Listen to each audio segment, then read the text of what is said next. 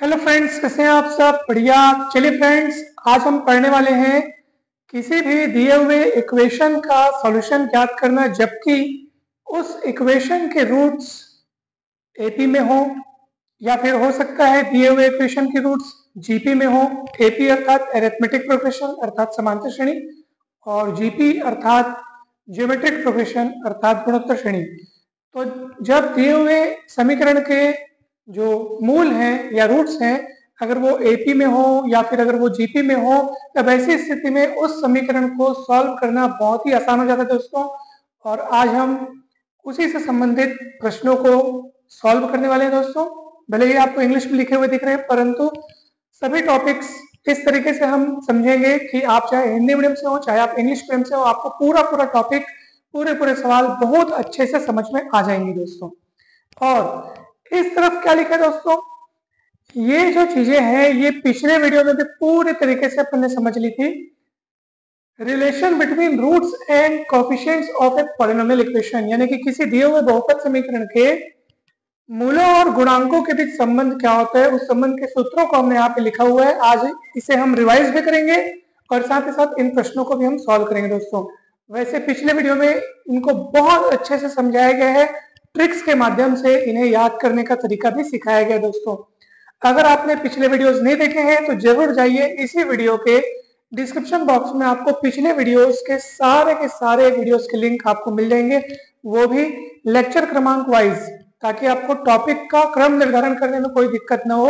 तो आप पूरे के पूरे वीडियोस जरूर देख सकते हैं दोस्तों, जरूर देखिएगा। उसमें अपन बेसिक से स्टार्ट किए कि भाई पॉलिनोमियल्स क्या होते हैं, पॉलिनोमियल्स के प्रकार क्या हैं, पॉलिनोमियल इक्वेशन क्या है, सिंपल रूट क्या है, मल्टीपल रूट क्या है, रिमाइंडर थ्योरम क्या है, फैक्टर थ्योरम क्या है, Horner's method of synthetic division, तमाम टॉपिक्स को बहुत बढ़िया तरीके से एग्जांपल्स की मदद से समझाया गया दोस्तों। तो जरूर देखिएगा।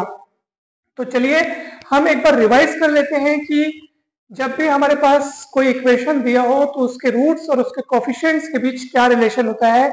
और ये हम देखेंगे क्वाड्रेटिक इक्वेशन के लिए अर्थात वर्ग समीकरण के लिए, वैसे ही क्यूबिक इक्वेशन या त्रिघात समीकरण के लिए देखेंगे, और वैसे ही अपन बाइक्वाड्रेटिक इक्वेशन अर्थात चतुर्घात समीकरण के लिए देखेंगे। तो चलिए दोस्तों देखते हैं ये फॉर्मूले। सबसे पहले अपन देखते हैं क्वाड्रेटिक इक्वेशन के लिए अर्थात वर्ग समीकरण के लिए। वर्ग समीकरण का अर्थात क्वाड्रेटिक इक्वेशन का जो जनरल फॉर्म होता है वो है a0x² plus a1x plus a2 बराबर 0।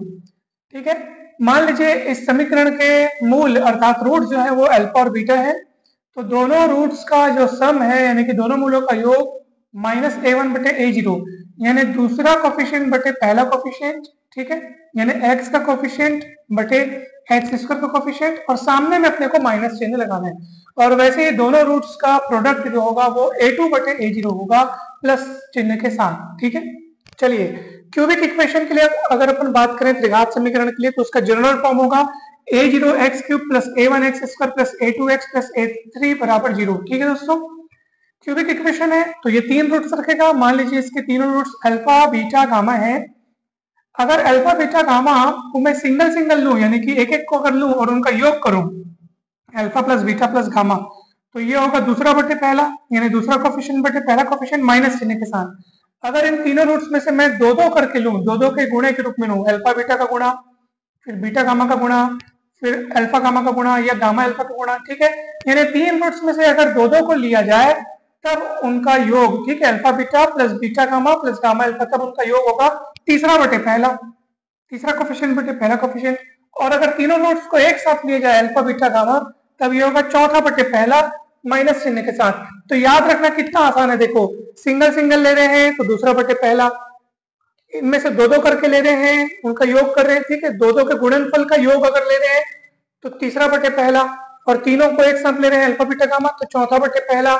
ठीक है, और चिन्ह का कैसे हिसाब किताब करना है, माइनस प्लस फिर माइनस, देखो यहाँ माइनस लगा है, ये प्लस है फिर माइनस है। इस तरीके से आपको याद रखना है, बहुत ही आसान है।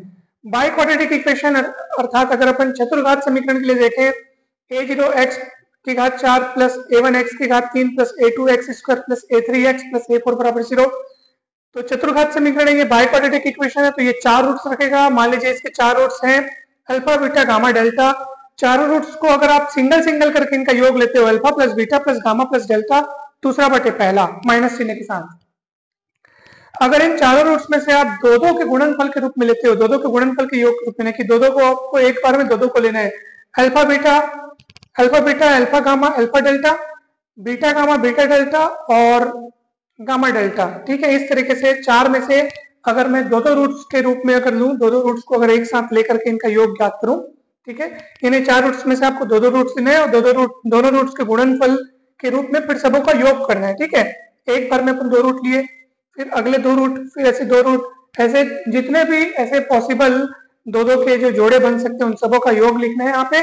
और फिर ये क्या होगा आपके पास, देखो तीसरा बटे पहला, तो ये तीसरा बटे पहला। अगर इन चारों रूट्स में से मैं, है ना भाई, अल्फा बीटा गामा डेल्टा में से मैं अगर तीन तीन रूट्स एक साथ लूं, तो alpha beta gamma plus alpha beta delta plus alpha gamma delta plus beta gamma delta, चार में से तीन तीन को एक बार में लेना है। अब उन सबका योग ज्ञात करना है, तो ये हो जाएगा आपका चौथा बटे पहला माइनस चिन्ह के साथ। और अगर चारों रूट्स को अगर हम एक साथ लें, अल्फा बीटा गामा डेल्टा, तो ये पांचवा बटे पहला।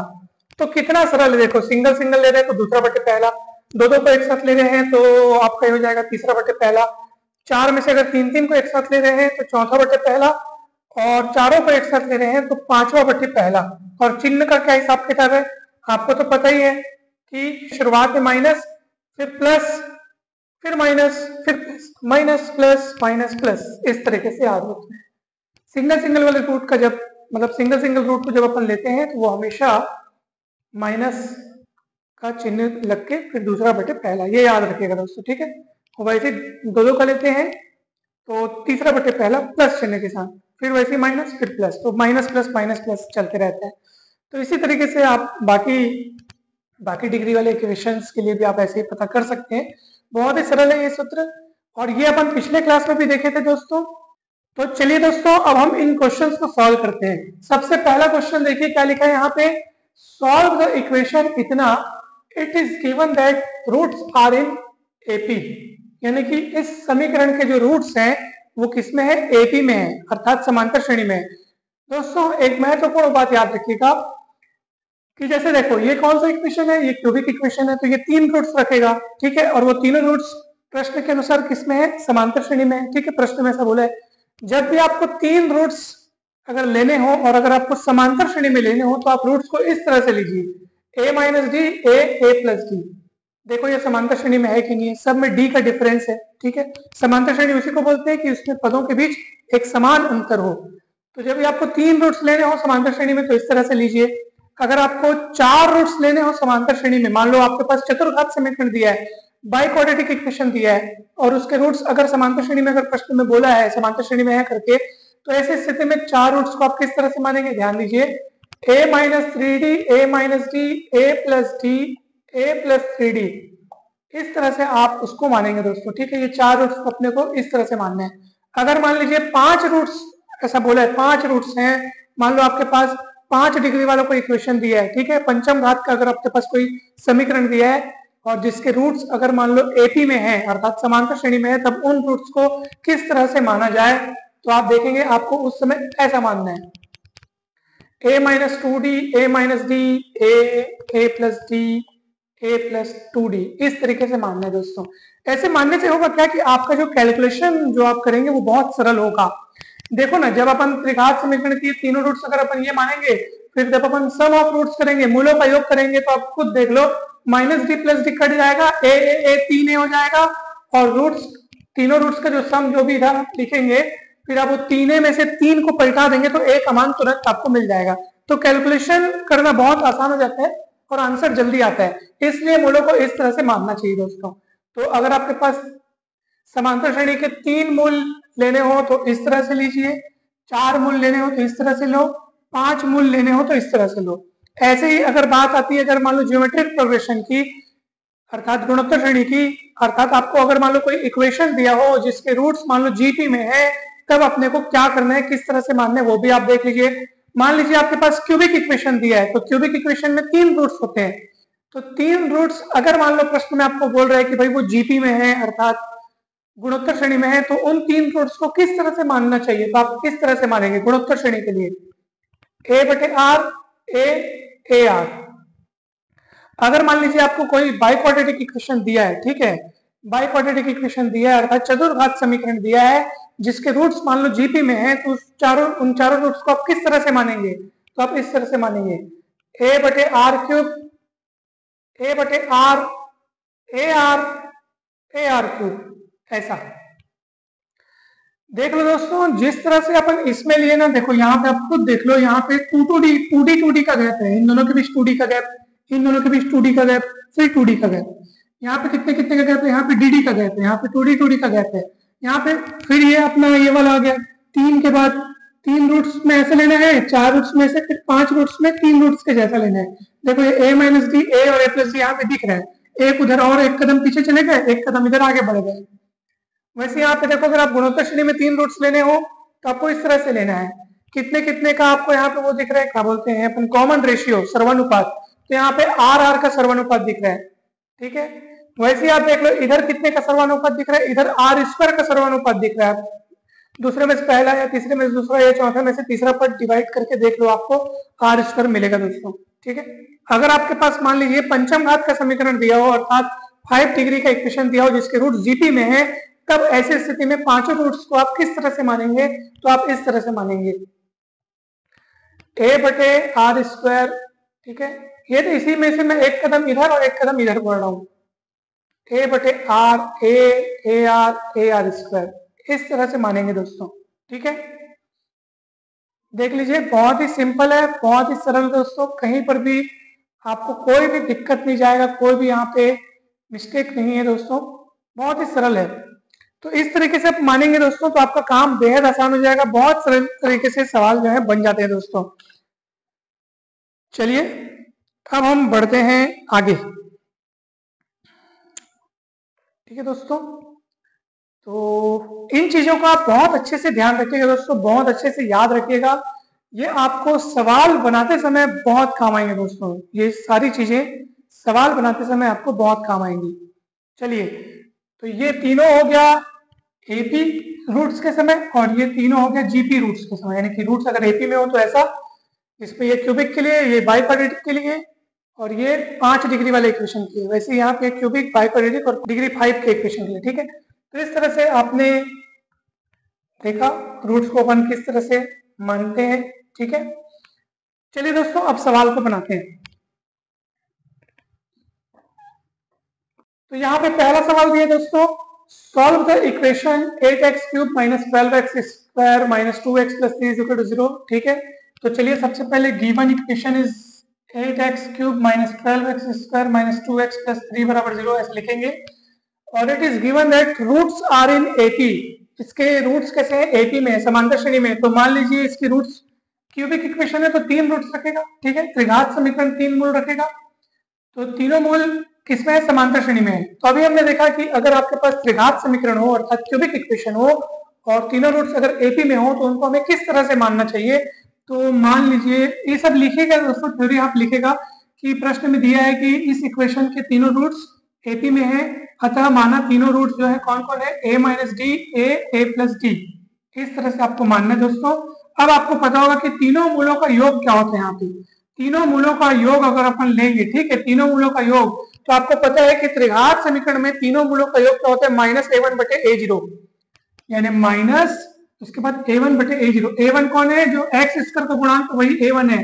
आपको अगर नहीं समझ में आ रहा है तो यहाँ से आप कंपेयर कर लेते हो, कंपेयर कर सकते हो। यहाँ से देखो a0 की जगह दिख रहा है 8, a1 की जगह दिख रहा है माइनस 12, a2 की जगह दिख रहा है माइनस 2, a3 की जगह दिख रहा है 3, ठीक है दोस्तों। तो क्या होगा यहाँ पे? माइनस a1 की जगह माइनस 12 है ना भाई, अपॉन a0 अर्थात 8। तो यहाँ से आप देखो डी कटेगा, ए 3a, तो 3a बराबर हो जाएगा 12 बटे 8।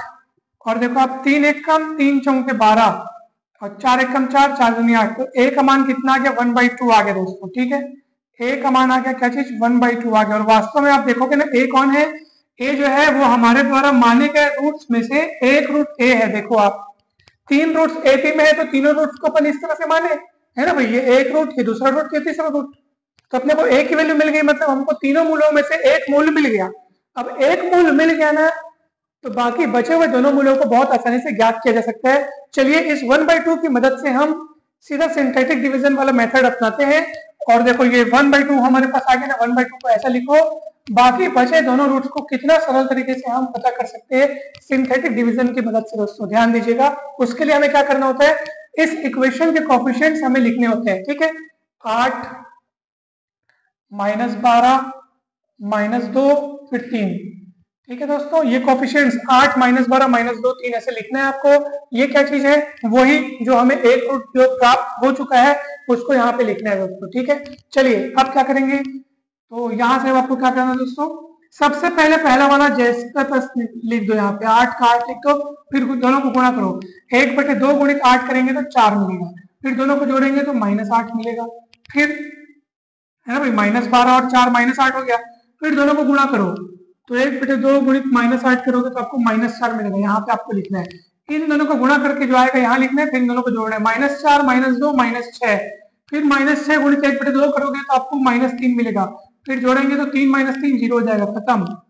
और ये जो चीज बची है दोस्तों, यहाँ से आपका क्या होगा कि ये जो इक्वेशन है, ठीक है, तो इसमें ये जो पॉलिनोमियल आपको दिख रहा है, ठीक है, इसको अपन अगर f(x) नाम दे, ठीक है, तो इक्वेशन को अपन लिख सकते हैं f(x) = 0। तो आप गौर करेंगे कि यहाँ से जो आपका जो पॉलिनोमियल तैयार होगा वो वास्तव में इस f(x) का एक फैक्टर होगा, क्योंकि आप जिससे इसका सिंथेटिक डिवीजन किए हैं वो ऑलरेडी इस इक्वेशन का क्या है, इस दिए हुए इक्वेशन का एक रूट है।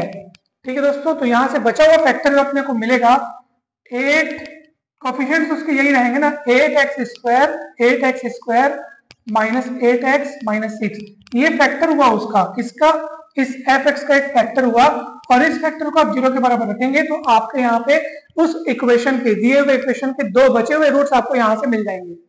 ठीक है दोस्तों, आपके मन में कहीं अगर ये डाउट उठ रहा होगा कि सर आप इक्वेशन और पॉलिनोमियल ये दोनों में क्या फर्क है या दोनों किसको बोलते, कुछ नहीं दोस्तों। अब मुझे ऐसा लगा भी मुझे आपको बतला देना चाहिए, वैसे भी पिछले वीडियो में मैंने और भी अच्छे से बताया हुआ है, आप देखिएगा, तो यहाँ पे और भी अच्छे से बता देता हूँ मैं। देखो, जब भी मैं पॉलिनोमियल की बात करूँ ना, समझ जाइएगा कि मैं इसकी बात कर रहा हूँ, मेरा ध्यान इस पे है, और जब भी मैं इक्वेशन कहूँ तो आप समझ जाना मैं पूरे की बात कर रहा हूँ। असल में जैसे मान लीजिए कुछ लिखा हुआ है, ठीक है, जैसे एग्जाम्पल के लिए 9x² + 4x + 5 या 15 है, तो कुछ मैं 5 ऐसे लिखा हुआ है, अगर इतना लिखा है समझ जाओ एक पॉलिनोमियल है। क्या है, ये पॉलिनोमियल है, अर्थात बहुपद है।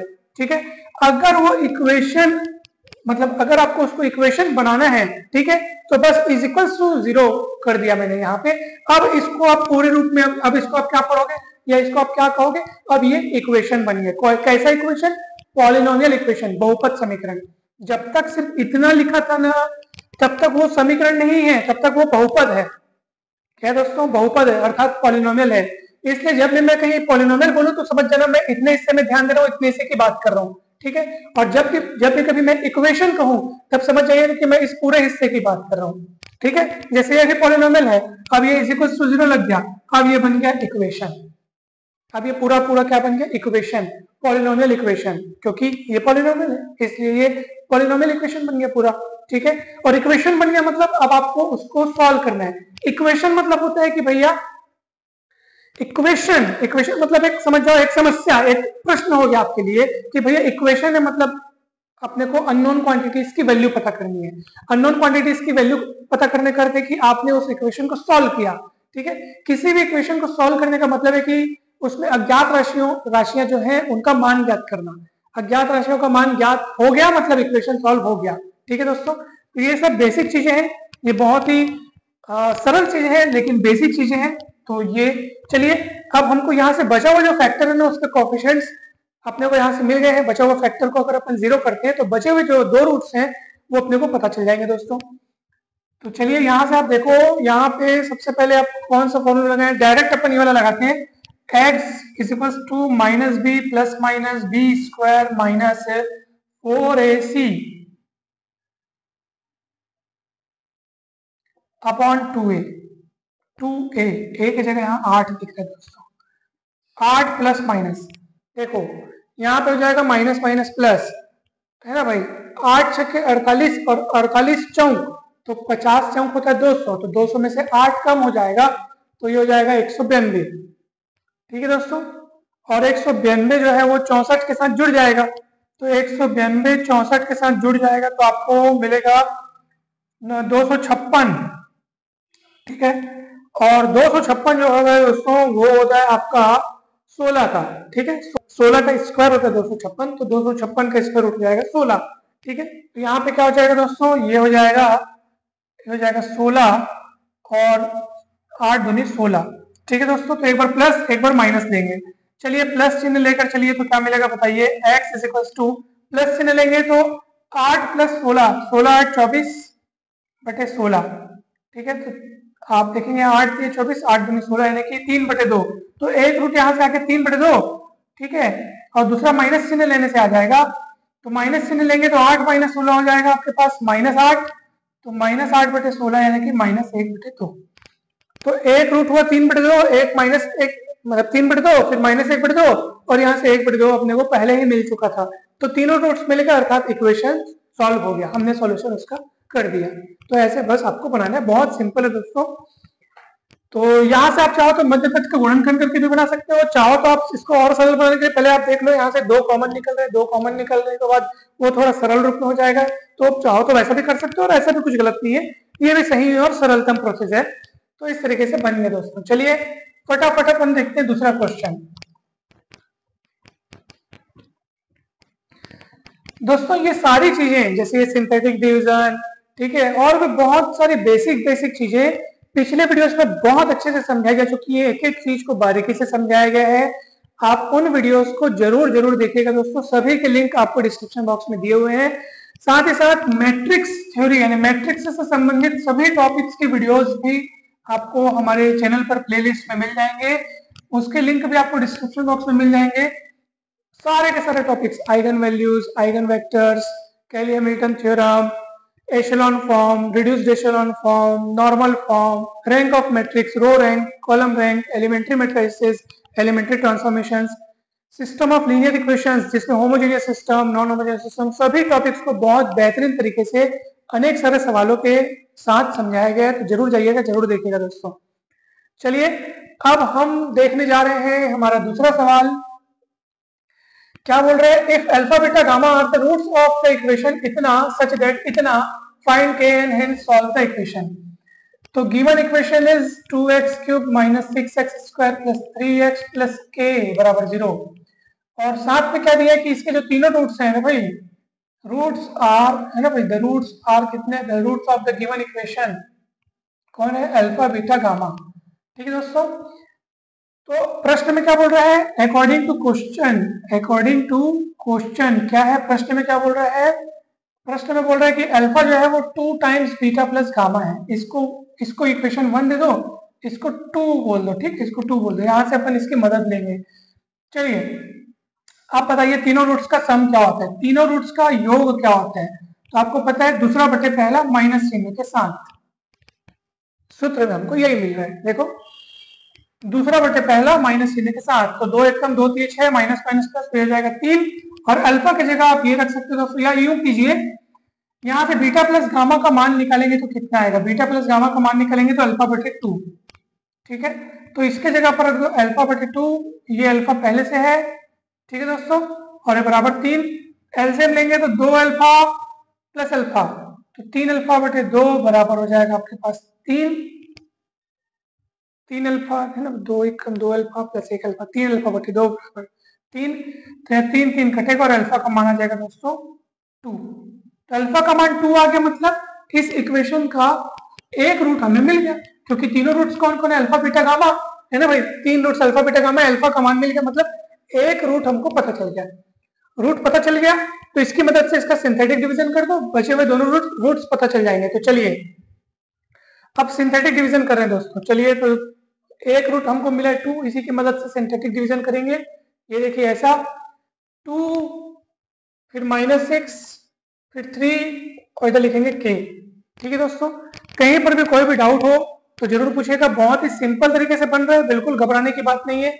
चलिए अब क्या करेंगे, पहला वाला टर्म जस का तस, पहला वाला जस का तस, फिर गुणा करते जाओ, 2 दूनी 4, वाह माइनस थोड़ी लिखेंगे, 2 दूनी 4 आ गया, फिर दोनों को जोड़ेंगे तो -2, फिर गुणा करो तो 2 गुणित -2 क्या -4, फिर दोनों को जोड़ेंगे तो -1, फिर गुणा करेंगे तो कितना हो जाएगा दोस्तों -2, फिर चलिए इन दोनों को जोड़ने से शेषफल मिलेगा तो k -2, आप कहेंगे सर अभी तक आपने जैसे पिछला सवाल बनाया तो वहां पे जो शेषफल मिल रहा था वो अपने को 0 मिल रहा था, और 0 भी क्यों ना मिलता, क्योंकि आप जिससे सिंथेटिक डिवीजन करा रहे थे वो दिए हुए इक्वेशंस का ऑलरेडी एक रूट था, दिए हुए इक्वेशन का क्या था, रूट था। तो रूट से जब अपन सिंथेटिक डिवीजन कराते हैं, जो देखो यहाँ पे 2 है ना भाई, 2 ऑलरेडी एक रूट है हमको यहाँ पे प्राप्त हो चुका है, तो 2 से अगर आप सिंथेटिक डिवीजन कराओगे तो रिमाइंडर जो है वो नहीं बचना चाहिए, या यूं कहिए कि रिमाइंडर 0 मिलना चाहिए, परंतु यहाँ मिल रहा है k-2, तो जरूर ये k-2 0 होगा, क्योंकि आप जिससे सिंथेटिक डिवीजन करा रहे हो वो वास्तव में उसका एक रूट है, ठीक है, उस इक्वेशन का क्या है, एक रूट है। तो अवश्य ही आप ये समझ लीजिए कि ये जो है दोस्तों यहाँ पर ये जो k-2 है वो अवश्य ही 0 होना चाहिए। तो k-2 0 होगा तो k का मान आ जाएगा 2, और हमको k की वैल्यू पता करनी थी, आप देख लो फाइंड k, तो k का मान पता चल गया, और बचा हुआ फैक्टर आपको यहाँ से मिलेगा द्विघात पॉलिनोमियल के रूप में। कैसा मिलेगा, देखो 2x² माइनस 2x माइनस 1, ठीक है, और इस फैक्टर को अगर आप 0 के बराबर रखोगे तो बचे हुए रूट्स आपको यहाँ से मिल जाएंगे। तो कैसे मिलेंगे, तो आप यहाँ पे आप देख सकते हैं, वही फॉर्मूला लगाओ फटाफट, माइनस ए प्लस माइनस बी का square minus 4ac upon 2a, x plus minus, देखो 4 8 12, 12 मतलब 12 का रूट मतलब 2 यानी 4 दिए 12, 2√3/2, तो x का मान आ जाएगा आपके पास 1 प्लस माइनस √3, 2 कॉमन निकल के कट जाएगा दोस्तों। तो इस तरह से आपको दो रूट्स ये मिल गए, एक तो 1 प्लस √3, दूसरा 1 माइनस √3, और एक रूट अपने को यहाँ पे अल्फा इक्वल 2 मिला हुआ था, ठीक है। तो इस तरह से दोस्तों ये भी सॉल्व हो गया, ठीक। कहीं पर भी कोई भी डाउट हो तो जरूर जरूर पूछिएगा दोस्तों, बहुत ही सिंपल है, जबरदस्त तरीके से बन रहा है। अच्छा यहाँ पे एक मिस्टेक है, अपॉन में क्या लगता है 2a, तो 2 और a का मान यहाँ पे 2 है, तो 2 दूनी 4 हो जाएगा, 2 कॉमन निकल कट गया तो नीचे 2 बचेगा दोस्तों, ठीक है, इस तरह से। अब देखो तो यहाँ से दो रूट अपने को मिल गए, 1 प्लस √3/2 और 1 माइनस √3/2, और एक रूट अपने को अल्फा बराबर 2 यहाँ पे मिला हुआ है। तो इक्वेशन सॉल्व हो गया दोस्तों, बिल्कुल घबराने की बात नहीं है। चलिए अब अपन इसको मिटाते हैं और अगला सवाल बनाते हैं। चलिए फ्रेंड्स, अब हम देखते हैं तीसरा प्रश्न। तीसरे प्रश्न में क्या लिखा है, सॉल्व द इक्वेशन इतना given that its roots are in GP. तो दोस्तों सबसे पहले तो आप गिवन इक्वेशन लिखेंगे 27x³ plus 42x² minus 28x minus 8 बराबर 0। रूट्स किसमें, जीपी में है, तो आप लिखेंगे the given that its roots are in GP, ठीक है। वो सब थ्योरी वगैरह आपको लिखने हैं दोस्तों, सिस्टमेटिक बनाएंगे तो आपको नंबर अच्छा मिलेगा। तो मैं थ्योरी वगैरह यहाँ पे नहीं लिख रहा हूँ ताकि जल्दी से इस सवाल को आपको बतला सकूं। अब ज्योमेट्रिक प्रोग्रेशन में इसके तीनों रूट्स मतलब कैसे मानने अपने को, मान लो इसके तीनों रूट्स हैं a बटे r, a और a r, ठीक है। आप लिखेंगे तीनों रूट्स किसमें, जीपी में है, तो मान लो तीनों रूट्स ये है। अब बताओ तीनों रूट्स अगर ये है तो यहाँ पे तीनों रूट्स का गुणा क्या होगा दोस्तों, ये बताइए। आपको पता है कि तीनों रूट्स का गुणा क्या होता है दोस्तों, चौथा बटे पहला, वो भी माइनस चिन्ह के साथ। तो चौथा बटे पहला मतलब इतना, ये वाला बटे पहला यानी कि -8, ठीक है, बटे पहला यानी कि 27। तो आप देखेंगे दोस्तों आर कटेगा, ए हो जाएगा a³, ठीक है, यहाँ पे हो जाएगा आपके पास 8/27, क्यूब रूट करेंगे तो हो जाएगा 2/3, क्योंकि ये 2 का क्यूब है, ये 3 का क्यूब है। ए का मान आ गया 2/3, इसका मतलब क्या है दोस्तों कि आपका तीनों रूट्स में से एक रूट तो आपको मिल गया। अब बचे हुए दोनों रूट्स निकालने के लिए आप सिंथेटिक डिवीजन जैसे अपन किए हैं पिछले सवाल में, वैसे ही आप सिंथेटिक डिवीजन कीजिए, वहां से आपको इस पॉलिनोमियल का एक और फैक्टर मिलेगा। देखो a = 2/3 आया, मतलब x - 2/3 आपका इस पॉलिनोमियल का एक फैक्टर अपने को मिल गया, x - 2/3। बचा हुआ फैक्टर निकालने के लिए आपको इसकी मदद से क्या करना पड़ेगा, सिंथेटिक डिवीजन करना पड़ेगा, वहां से बचा हुआ फैक्टर मिलेगा, उसको =0 करोगे तो आपको बचे हुए दो रूट्स मिल जाएंगे, जैसे अपन पिछले सवालों में लाए हैं वैसे ही अपने को करना है। तो इस तरह से वो आप काम कीजिएगा दोस्तों, ये आपका होमवर्क है, बचा हुआ काम।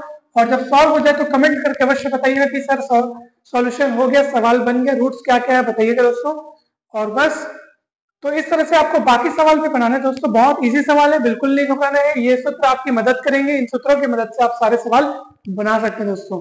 आज के इस वीडियो में इतना ही, हमें आशा है कि आपको ये वीडियो काफी पसंद आया होगा, सवाल समझ में आए होंगे। अगर वीडियो अच्छा लगा हो तो लाइक करके चैनल को सब्सक्राइब जरूर करें दोस्तों, और वीडियो को शेयर करना ना भूलें।